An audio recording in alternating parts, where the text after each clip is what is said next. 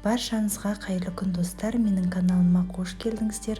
Бүгін сіздерге дәмі өте керемет жаңға қосылған пирогтың рецептімен бөліскім келеді. Дәмі енді керемет восточный пирогтан да өте дәмді болып шығады. Міндетті түрде жасаңыздар және менің YouTube парақшама тіркеліп қойыңыздар. Ең алдымен електен өткізілген ұнымыз бен сары майымызды осылай үккіштен өткіземіз. Одан соң ұн менен майымызды қолымызбен жақсылап араластырамыз. Араластырып болған соң үстіне 1 шай қасық ұн қопсытқыш, яғни разрыхлитель қосып араластырып жібереміз. Құрғақ ингредиентіміз дайын болды. Енді осындай ыдысымызға қант, одан соң үстіне 1 жұмыртқамызды қосып араластырып аламыз. Енді осы қоспамызды құрғақ қоспамызға қосып, екеуін жақсылап араластырып қамыр илейміз. Қамырымыз сәл қолға жабысатындай жұмсақ болуы керек. Мінекей қамырымыз дайын болып қалды. Қамырымызды таза пакетімізге салып, жарты сағатқа тоңазытқышқа қалдырамыз.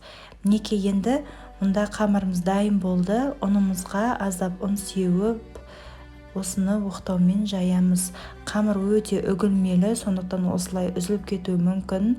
Барынша енді жайып аламыз да, формамен де 23 см. Осылай қамырымызды жайғастырып аламыз. Қатты қалың болған жерлерін жұқартып, барлығын біркелкі етіп, осылай формаға орналастырып шығамыз. Одан соң 200 грамм жаңғақты блендермен немесе оқтаудың көмегімен осылай майдалап үгітіп аламыз да, үстіне біркелкі етіп жайып шығамыз.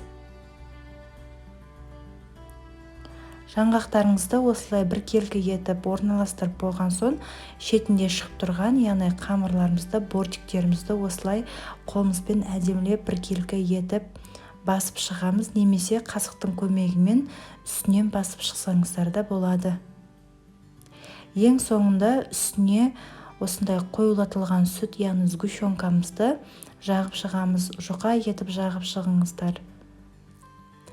Достар, бұл пирог өте дәмді болып шығады. Дәмі пахлаваның дәміне ұқсас. Қазіргі кезде барлықтарыңыз білесіздер, восточный пирог хит болып жатыр.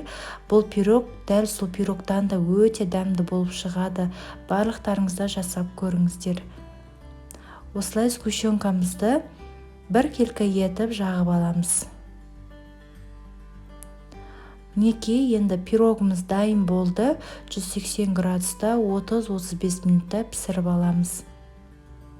Пирог дайын болды. Барлықтарыңызға осы пирогты жасауға кеңес беремін.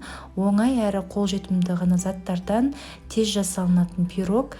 Шайға міндетті түрде жасап көріңіздер. Сізге және отбасыларыңызға ұнайды деген ойдамын. Видеоны соңына дейін қараған болсаңыздар, лайк басып комментарий қалдыруды ұмытпаңыздар. Және де менің YouTube парақшама тіркеліп қойыңыздар. Барлықтарыңызға ас болсын.